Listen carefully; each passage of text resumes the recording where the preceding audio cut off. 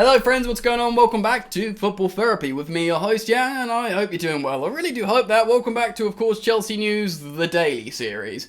Here on this channel where I reflect on what's been said about Chelsea, giving you my opinion, more importantly asking for yours. Lots to get into today. Rudiger agreed contract wages? Oh my word, if we are to believe that. Gianluca Vialli looking to join the consortium to buy Chelsea. Mind-blowing things there. A successful Chelsea manager wanting to be part of a purchase. And then we'll reference a little bit of an article from Matt Law talking about American ownership. Settle in, get comfortable. Please do consider subscribing if you're new. And all of you, thank you to those of you who are clicking the like button because it supports the channel. Take a second to listen to this important information.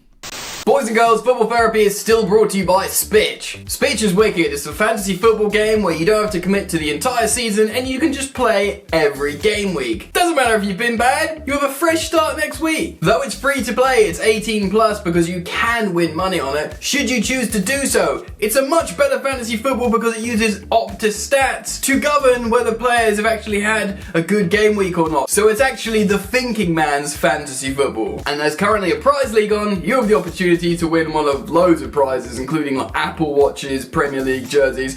Click the link down in the description now. Go check out SPITCH for free. Do yourself a favour.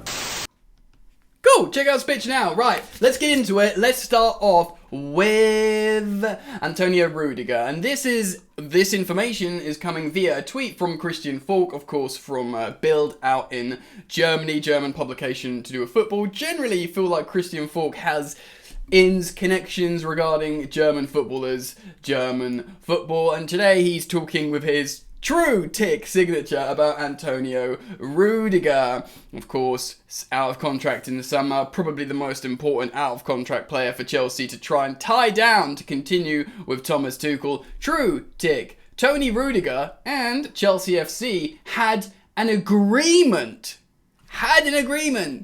about personal conditions. Brackets, but not a signing on fee, end brackets. Because of the sanctions against the club, it again, the interest of Real Madrid, PSG, Juventus, and Man United, they want Tuchel and Rudiger all of a sudden because they smell blood. And there's no interest with Bayern Munich. Right, essentially, this is confirming, before the sanctions, before everything started falling apart, Rudiger and Chelsea Football Club had an agreement on wages. This is huge. Not a signing on fee, that was always going to be a stumbling block of sorts, but the fact how they had agreed general wages is massive. Rudiger was doing interviews with Chelsea and he was always like, I feel happy here. Tuchel was doing press conferences and he was like, I'm not worried, he should stay here, I feel pretty confident about it. The media was making all kinds of stories and we were reacting accordingly here on Football Therapy because, hey, that's what we do, man. And I was reporting on positive headlines of like, you know what, this is now gone, it's kept swaying from different directions, but it kind of like settled on he's most likely to re-sign with Chelsea. Christensen is most likely to leave Chelsea. So they actually swapped places in terms of what they were most likely to do. And this is where we've landed. As per Laqueta, apparently Chelsea have an option to actually trigger an extension for SP for 1 year, which I think they probably could do, but if they sit down with Aspi and Aspi says, look guys, I've captained you to a Champions League, I've won everything, I've been here for like a decade, I want to go to Barca, they'd probably say, alright mate, off you go. Maybe they'd agree with Aspi, like, alright, can we trigger the 12-month extension so we can get a few quid out of Barca, so it'll be a small transfer fee rather than a free transfer? Or maybe that takes away his signing on bonus and if we want to truly thank Aspi, let him do what he wants. I think Chelsea are pretty honourable in terms of letting players do what they want. It's like Cech going to Arsenal and David Luiz going to Arsenal. I think they were both largely to do with Roman Abramovich letting it happen, sanctioning the move, to use that word. Anyway, positive news about Antonio Rudiger. If you ask me, I think he will feel galvanised like the rest of the team have been throughout these difficult times. and probably be more likely to stay. So we've got two stories to go. Let's start off with Gianluca Vialli and the Nick Candy consortium. Citing this from Football.London, Danielle Khan. Chelsea sale. Gianluca Vialli breaks his silence. You gotta love that headline. After joining Nick Candy consortium, Chelsea icon and former Blues manager, who obviously was successful with Chelsea in the 90s, has admitted he is, quote, proud to support Nick Candy in his bid to complete Chelsea takeover of the club amid competition from the likes of Bowley's consortium, the Ricketts family, and the Saudi media group. The Italian is joining forces with the Chelsea fan, who I guess the Chelsea fan being Nick Candy, who was in attendance at the weekend for the Newcastle win, with Tifosi Capital and Advisory, brackets, a company set up by Vialli and a group of financiers, are now working with Candy ahead of Friday's deadline for offers to buy Chelsea. Of course, Vialli represented the Blues as a player between 96 and 99, with part of that as player-manager, of course, winning trophies. The now 57-year-old Italian managed Chelsea from 98 to 2000 before being replaced by, of course, fellow countryman Claudio Ranieri. This is interesting.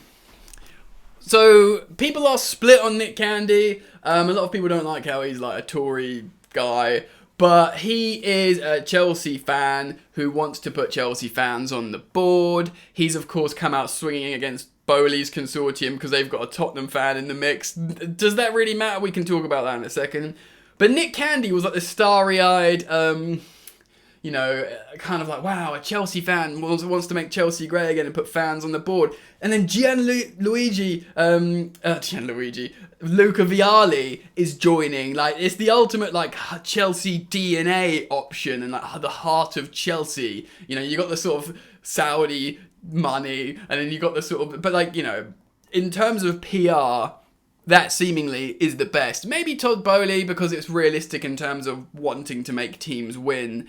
Well, let's see what happens. Anyway, that's a really interesting story with Gianluca Vialli joining Candy's consortium.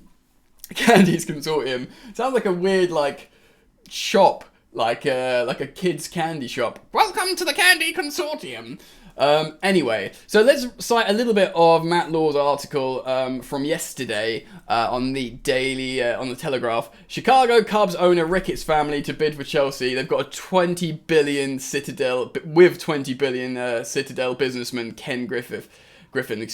So loads of people generally don't want Americans, and there's loads of like stuff with the Cubs. No one wants Woody Johnson, the Ricketts family. I don't think they're favourites. In fact, I've seen a lot of pushback from Chelsea fans on social media about this. The race to buy Chelsea has stepped up a gear after the Ricketts family teamed up with Citadel billionaire Ken Griffin and broke their silence on the bid they will make for the club.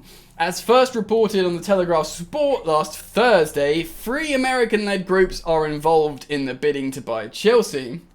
Deadline tomorrow to get bids in.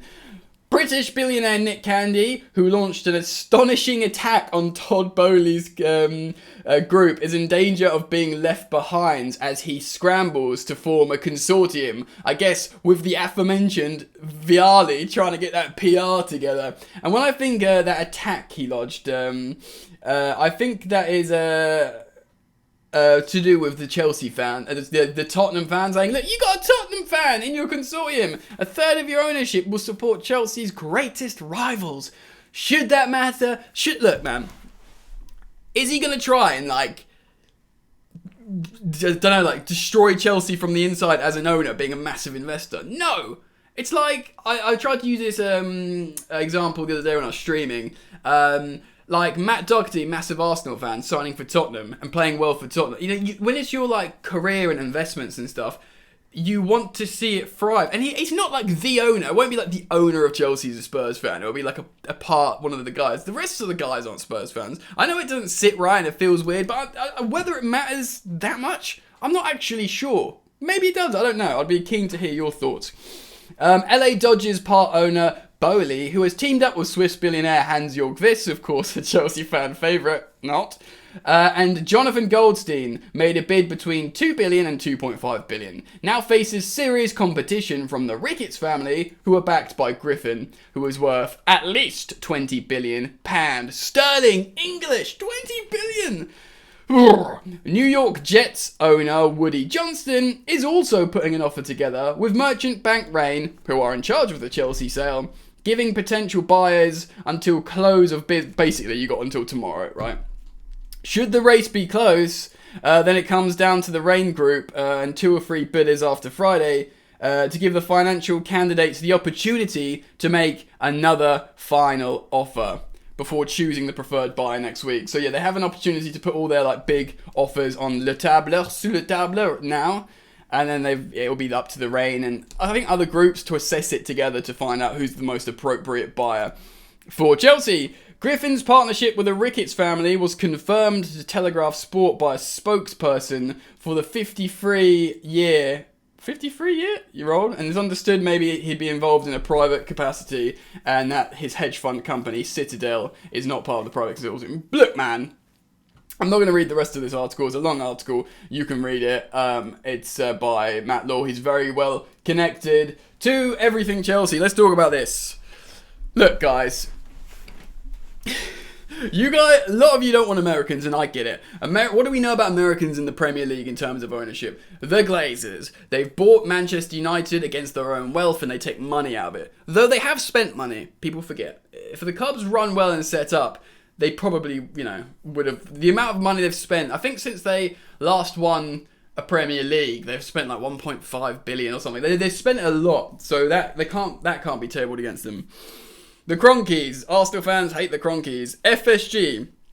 They don't spend, and Liverpool fans don't like that, but they have implemented a semi-intelligent structure, and they've got a good structure in the club in terms of Klopp, the coaches, the throw-in coaches, little things like that, and of course an amazing scouting team. Just looking at, Jota and Diaz as replacements for the future forwards. It's pretty incredible, really. You can look at Andy Robertson buying him in from, was it the Championship or the Scottish, whatever. So their scouting is really good, and they don't really need to spend horrendous amounts. If Chelsea was run like that, and you add Chelsea's amazing and unparalleled academy to that, Chelsea, it's not necessarily all about just throwing money everywhere. But yeah, they're not the most favoured Americans. So you got FSG, you got, the Cronkies, you got the Glazers. Also, it's that general narrative that the Americans want the European Super League, that they want to make football, English sport, more like closer to American franchise sport, which would be damaging for the culture, in mine and many other people's opinions. So you got the Americans. Although you've got Todd Boehly coming out saying in an interview way back that he didn't like the idea of the Super League. So that's a big tick on Boehly. And Boehly wants to spend and wants teams to be competitive. I think they are leading the race, or certainly were for part of this. Even if you do want to consider the fact how... I think it's that consortium. I hope I'm not wrong, and maybe I'm not. Maybe I am, but I think it's that consortium with the Tottenham fan, the British-based guy. And then, of course, I don't want, like you guys, I don't want the Ricketts family, I don't want Woody Johnson, I don't want any of those guys close to Chelsea Football Club. I have huge reservations about Saudi media, which you guys know. They would have to be seriously scrutinised in an owners and directors test, although my cynical side thinks they'd just be waved through. But personally, it would not sit well with me if they have proven even indirect links to the Saudi government. I would be hugely problematic. No, that's not me being a hypocrite because Americans, wage war and warmongering. It's not about warmongering. Yes, they're committing the biggest war crime, on the planet, or have been a long time. But also the fact that they're a country that actively operate with no human rights. That for me is, you can't compare that to Americans and stuff because it's not. They're uncomparable in that state, and that's what ultimately doesn't sit right with me the most. But I'm not going to stop supporting Chelsea if Chelsea gets some dodgy ownership. But I have to be, maintain my position and be honest that I'm uncomfortable with it. Yeah, but if they're squeaky clean, which they won't be, whatever. Personally, I guess Todd Boehly is the most favourable. I'll have to see what happens. If Chelsea do end up getting Saudi media, the headlines are going to just be exhausting forevermore. And just because Newcastle have done it doesn't make it okay for Chelsea to do it. I think Chelsea are an amazing institution, run really well and can be run better and are set up for success. We've got an amazing manager, we've got a great squad, we've got an amazing academy. Provided we get, people that come in and redevelop the stadium and know about property redevelopment, provided we get someone in that doesn't just want to spend, willy-nilly and knows how to spend, maybe closer to the Liverpool model, then I think we're going to be okay. What do you think though, guys? Let me know. Comment down below. I'll keep doing videos as soon as news breaks. Please do drop a like, and you're all welcome to subscribe to this channel, of course, if you're new to the experience. Daily videos, of course, sometimes twice daily.